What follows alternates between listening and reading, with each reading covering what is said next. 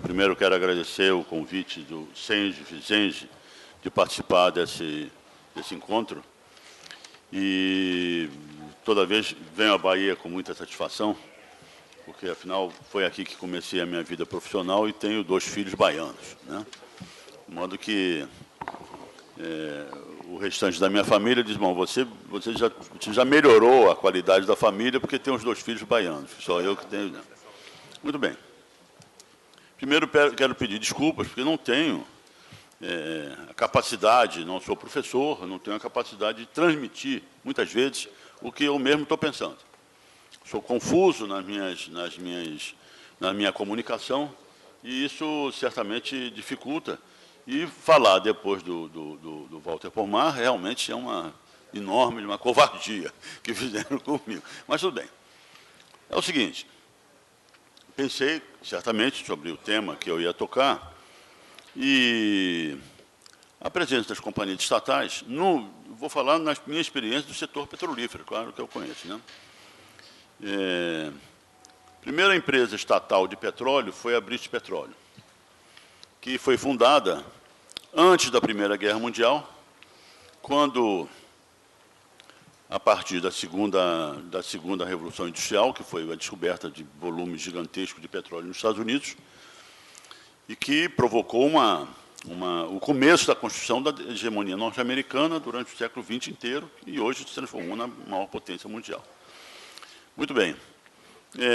E o Churchill, que era o primeiro Lorde do Almirantado, teve a clara evidência de perceber que o petróleo ele era um combustível com muito mais eficiente do que o carvão, que as turbinas a carvão, movidas ao vapor.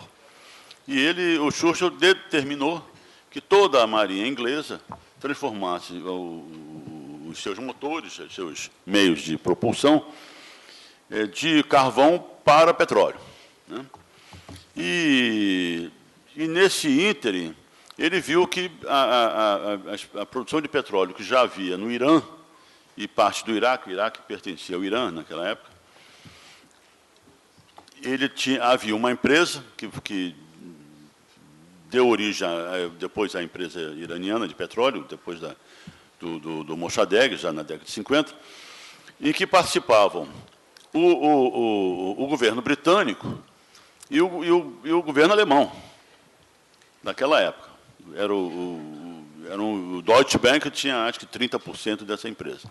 E ele imediatamente comprou, ele vislumbrou essa tendência e esse aspecto absolutamente estratégico do petróleo e compra a parte dos alemães, cuja marinha era só, a Alemanha grande produtora de carvão, cuja marinha era só movida a caldeiras, né, a vapor.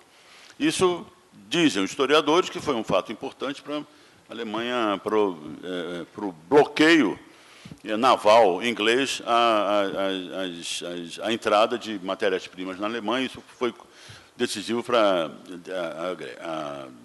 o final da guerra. Muito bem. Mas vou começar entrando mesmo no assunto e pegando aí um gancho que o Pomar falou, é o seguinte. Certamente, e desde o início a própria formação da BP, a empresa estatal ou a empresa pública não são a mesma coisa, como todos nós sabemos, mas a empresa estatal, quer dizer, o controle do Estado sobre um bem estratégico para a nação, representa a soberania nacional, não há dúvida nenhuma. E o Brasil, nós temos que discutir e entender, no meu ponto de vista, que a grandeza do nosso país, a soberania de um país como esse, não depende só da nossa vontade, para ser não inteiramente preso a essa ideia. Eu quero dizer o seguinte, que a soberania nacional,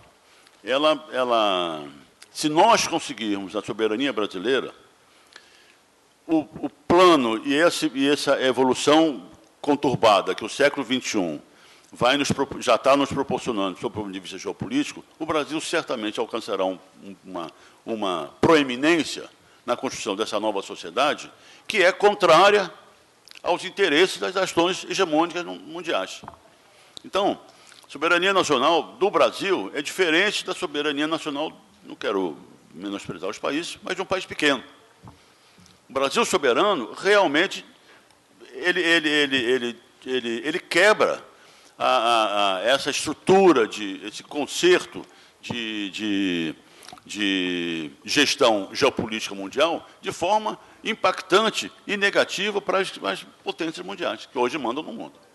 Então, nós temos que, na minha opinião, temos que ter essa perspectiva de que, ao caminharmos para um país soberano, com todas as dificuldades que o Pomar bem falou, nós vamos enfrentar, e já enfrentamos, e aí eu vou depois trazer para a área que eu conheço, e o Gabriel está aí, que foi nosso presidente durante tantos anos, de acordo com a pressão internacional. Esse estado de coisas que nós estamos vivendo hoje, essa realidade absolutamente fantasmagórica que nós estamos vivendo hoje, assistindo coisas absolutamente grotescas, né, absolutamente anticivilizatórias, uma coisa absolutamente, né, medieval. Nós estamos sob um governo medieval. Isso tudo certamente tem origem também em interesses internacionais. Não é uma coisa nascida do capital brasileiro, interesses só brasileiros. Essa coisa tem, esse movimento todo tem origem também em interesses internacionais. Interesses internacionais que representam isso, quer dizer, impedir que o Brasil efetivamente se transforme num país soberano e que venha, no futuro, como eu disse, em futuro próximo, inclusive, atrapalhar essa hegemonia desses países. Muito bem. Aí entra, porque o Brasil, a primeira Revolução Industrial, nós não participamos, porque não tínhamos carvão. Passamos o século XX inteiro com... Qual era a energia do Brasil? Era lenha, carro de boi, tração animal, roda d'água e braço escravo. Essa era a nossa energia. Passamos o século XIX inteiro como um país medieval. Muito bem, entramos, não tínhamos... A segunda Revolução Industrial, petróleo, não tínhamos petróleo. Então, entramos no século XX. Houve a eletricidade, que importamos a tecnologia estrangeira, engenharia estrangeira para as primeiras hidrelétricas brasileiras, tudo estrangeiro, bonde, foi para a iluminação pública, bondes, e as ferrovias já tinham chegado aqui com máquinas alemãs, tudo estrangeiro. Não fabricávamos, acho que nem o prego de pregar os trilhos nos dormentes. Dormentes importados, vagões importados, carvão importado, né? São Paulo derrubou a floresta para plantar eucalipto. Os trens ingleses eram os primeiros, eram com carvão inglês importado. Quem é carioca, a iluminação a gás, a gente sentia no gasômetro que importávamos carvão. E transformado no gasômetro ali na foz do canal do Mangue, cheirava, a cidade cheirava a carvão queimado, né? Muito bem. Passamos o século XXI, o século XX inteiro, ainda... como na metade do século XX era o café com leite, né, que o Getúlio quebrou isso, refletindo o caráter absolutamente agrícola e extrativista da nossa sociedade. Nós não tínhamos indústrias. Ontem se falou na Home, cadê o almirante aí? Né? Na Home, porque tudo relativo à industrialização era da nossa força econômica, do campo. Então, a Home fabricava equipamentos agrícolas. Teve outra empresa também em São Paulo, ligados à produção de café e de... A Vemag, exatamente. Veículos e máquinas agrícolas. Muito bem lembrado pelo Francisco aí. Muito bem. E um país gigantesco como esse, né? Chegamos, afinal, ao ciclo Getúlio negociou a Siderúrgica Nacional, começamos a fabricar vergalhões, que nem vergalhões fazíamos no Brasil. Começamos, a Siderúrgica Nacional veio, e começamos um período já de uma indústria básica com alicerce na Siderúrgica Nacional. Veio o ciclo barrageiro, em que nos inundou de eletricidade, mas a eletricidade não é tudo. O país continental precisa de combustíveis líquidos, né? Muito bem, e não tínhamos petróleo. Então, víamos sempre um país desse tamanho, somos o 5º país do mundo, vamos ser o principal produtor de alimentos do planeta, a FAO diz isso no início da década de 20. Temos a maior floresta tropical, a maior floresta perene do planeta, em território brasileiro. Temos o conjunto das maiores bacias hidrográficas do mundo, o Amazonas é a maior, mas temos o Tocantins-Araguaia, temos o São Francisco, temos a bacia do Paraná, quer dizer, água abundante, o maior aquífero subterrâneo do planeta, que é o aquífero Guarani, né? Hein? Ou Alter do Chão, pois é. O Alter do Chão é ligado à bacia hidrográfica do Amazonas. Sim, mas ele é reflexo da bacia hidrográfica do Amazonas, o Alter do Chão aflora lá, né? Hein? Melhor que temos dois, ainda é isso. Enfim, temos a maior província meteorologenética do planeta, talvez o Manuel aí diga que eu esteja errado, que é Carajás, né? Carajás, a própria tabela periódica dos elementos produz aquilo tudo, né? Enfim, mas não tínhamos energia, não tínhamos petróleo. Quer dizer, um país desse não se podia nem pensar num projeto nacional dependente de energia. E eu participei disso porque fui morar no Iraque, né, para descobrirmos, assegurarmos o suprimento estrangeiro de petróleo. Muito bem. Aí, de uma hora para outra, descobre-se o pré-sal brasileiro. Então, o pré-sal brasileiro veio dar energia, veio prover energia, em termos de petróleo e gás natural, para o país durante todo o século XXI. Quer dizer, nós que temos hoje a mais bem equilibrada matriz energética, em termos de renováveis e fósseis, asseguramos isso durante todo o século XXI, ainda mais do que isso. E aí o Walter falou nisso, nas desigualdades sociais. Nós somos a 9ª ou 10ª economia do mundo e somos o 72º país do mundo em consumo de energia por habitante. 72º. E consumo de energia por habitante é reflexo e é uma medição da qualidade de vida. A nossa desigualdade social, sabe, Pomar, ela é refletida na nossa posição de 72º do mundo em consumo per capita. Menor que a Argentina, que o Chile, que a Venezuela, que o México, claro, os Estados Unidos e Canadá nem se fala, né? Menor que toda a Europa, de Portugal à Grécia, menor que a Turquia, menor que a Austrália, menor que o Japão, China, todos nós somos. Isso reflete a desigualdade social. Nós somos uma sociedade absolutamente desigual. Muito bem. Mas esse país gigantesco, afinal, descobre ele tampa o furo que faltava da energia. Inclusive, somos um dos maiores produtores, vamos ser o maior produtor de alimentos do mundo, e o pré-sal, e muita gente não fala, não se apercebeu disso, o pré-sal é riquíssimo em gás. Nós simplesmente acabamos com o problema das restrições da hidroeletricidade. O pessoal da hidroeletricidade não gosta muito que eu fale isso, mas a hidroeletricidade é sujeita a chuvas e trovoadas, literalmente, né? Então, o gás do pré-sal, ele vem completar essa lacuna eventual ou periódica de hidroeletricidade. Se gerirmos o setor energético brasileiro por uma empresa, com controle social pelo Estado, o país não tem nenhum problema de energia.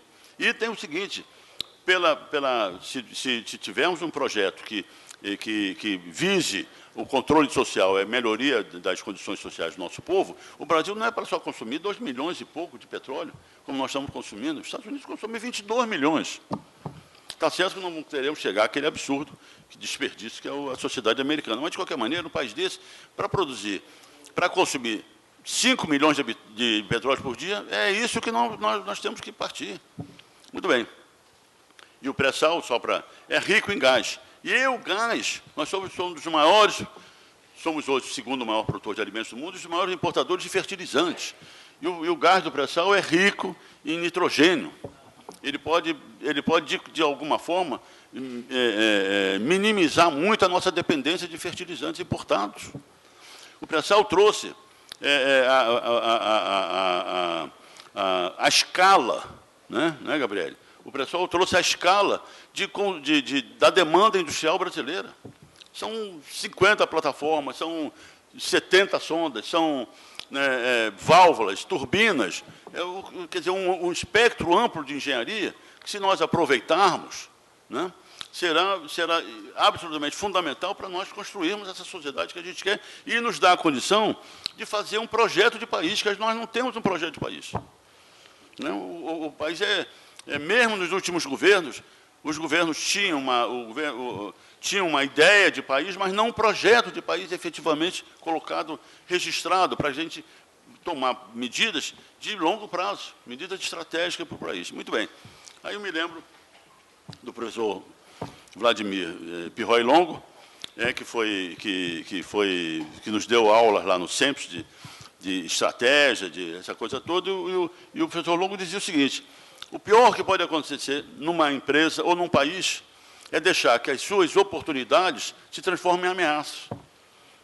Então, isso é o que nós estamos correndo. Nós estamos correndo o risco, com esse descalabro de um governo absolutamente anti-brasileiro, de transformar as nossas potencialidades, as nossas oportunidades no campo da agricultura, no campo do meio ambiente, no campo da produção agrícola, na nossa Amazônia Azul, que tem 50% do território brasileiro, hoje está imerso. Os geólogos têm que estar a dizer que hoje está, porque hoje está submerso, porque já esteve imerso há poucos anos atrás, né? Mas, enfim, nós vamos transformar o Brasil do país de maior oportunidade do planeta. Não existe país nenhum no mundo como esse. A China é ótima e tudo mais, mas a metade da China é deserto, né? Enfim, o Canadá, metade é congelar. A Rússia tem grandes problemas de congelamento, tem uma série de dificuldades que nós não temos. Então, se a gente não tomar as providências imediatas de tentar unir a sociedade brasileira para mudar esse jogo, nós vamos transformar o Brasil da maior oportunidade que um povo no planeta já teve numa ameaça. O Brasil vai passar a ser uma ameaça para nós mesmos, como sociedade e como perspectiva de transformar o nosso trabalho, o trabalho de cada um dos brasileiros, em construção de um país, de uma sociedade justa, de um país soberano. Então, e aí entra a empresa estatal, né? A empresa estatal tem um papel fundamental nisso. Esse projeto que hoje está em curso foi interrompido em 2003, mas já interrompido já em estado avançado, que destruíram, por exemplo, a Telebrás. O CPQD da Telebrás, em Campinas, era de classe mundial. Nós estávamos prontos para nos transformar em um país autônomo, científico e tecnologicamente, de engenharia, de suprimentos das nossas demandas de comunicação. E em uma semana acabaram com o CPQD da Telebrás em Campinas.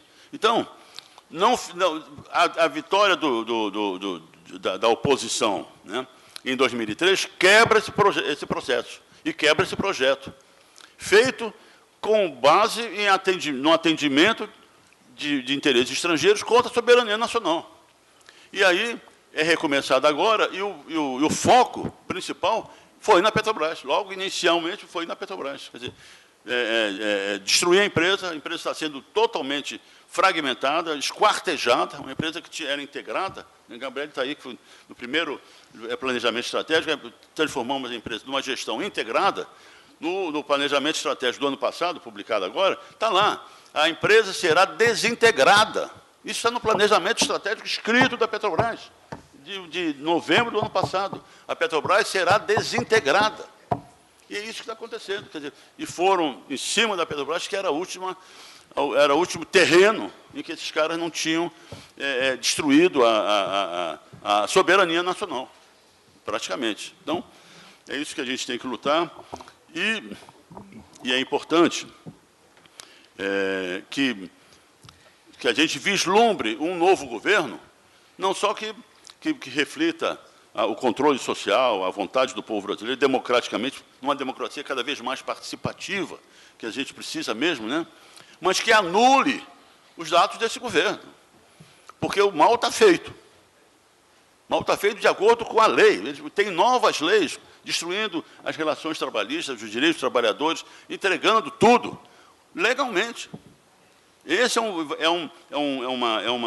é um desafio gigantesco, porque a justiça, a gente tem conseguido alguma coisa de embargos da destruição da companhia e da desagregação da companhia. Já estou em cima, né? Muito bem. Mas, então, nós temos que acabar com... O que nos espera é uma ruptura. Isso vai ser uma ruptura histórica, né? Para o Brasil e para o mundo, né? Com a nossa importância geopolítica de um país como esse. Então, é uma coisa muito grave que nós temos que... E só se faz uma ruptura dessa com a sociedade, com o povo, efetivamente entendendo a ameaça que a gente tem.